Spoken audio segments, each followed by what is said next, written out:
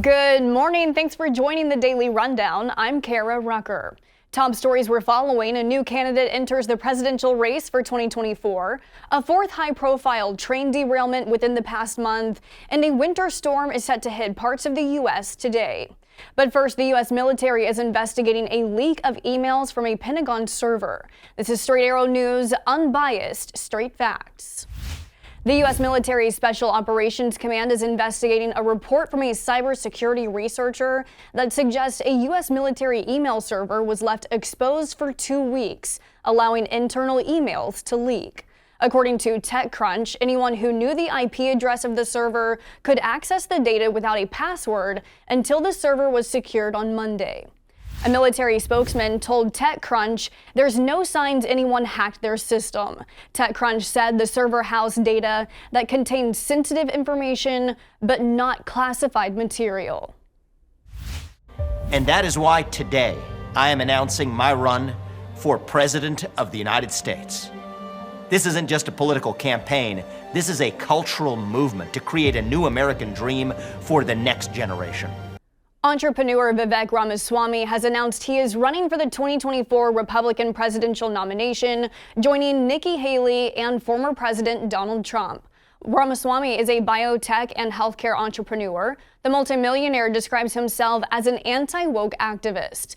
In a Twitter post hours after his announcement, Ramaswamy said he would repeal the affirmative action federal mandate on day one. Ramaswamy's early campaign had included talks of addressing a national identity crisis. He says faith, patriotism, and hard work have been replaced by gender ideology, a focus on climate change, and COVIDism.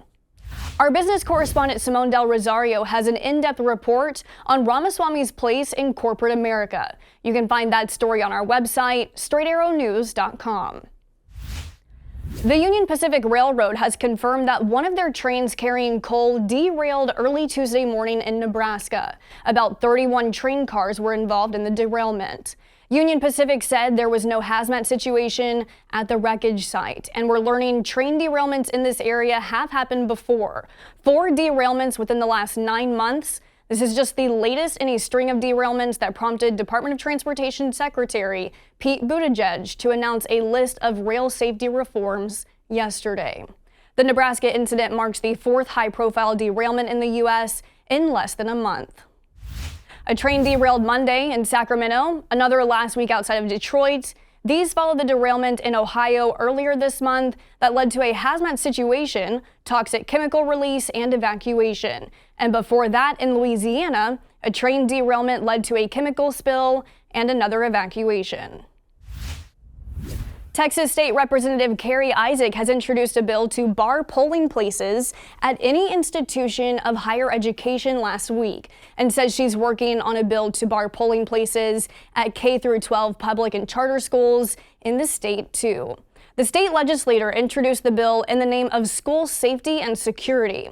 On the other side of the aisle, Democrats have advocated for legislation to mandate polling sites on larger college campuses in the current legislative session to allow more voter accessibility.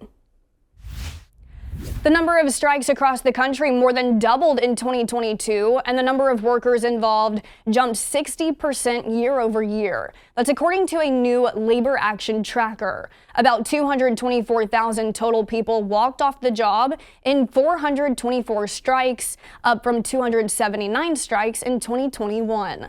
Fast food workers with the Fight for $15 campaign and Starbucks baristas organized over 100 strikes, making up about a quarter of all strikes in the U.S. But the majority of strikes came from the education sector. About 60% of the workers striking in 2022 were educators. More strikes occurred last year than before as workers exert leverage in tight labor market conditions. Well, depending on where you are in the country, you will get a different impact from this storm that's brewing. If you're in northern parts of the state of Wisconsin, Michigan, into northern New England, probably pretty heavy snow. If you're in Chicago, Milwaukee, Madison, southern part of the western Great Lakes states, it's going to be a mix of rain, sleet, freezing rain, maybe even a little bit of snow mixed in. The National Weather Service has issued winter storm, blizzard, and high wind advisories throughout the western and north central U.S., with up to 2 feet of snow expected through Thursday.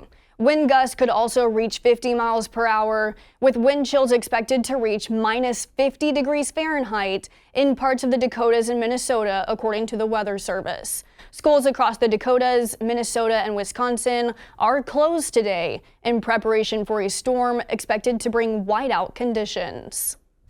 These are your top headlines on this Wednesday morning. Thanks for watching the Daily Rundown with Straight Arrow News. We're on a mission to bring back trustworthy journalism by only serving you, not an agenda. We'll see you back here tomorrow morning. Until then, I'm Kara Rucker. Have a great day.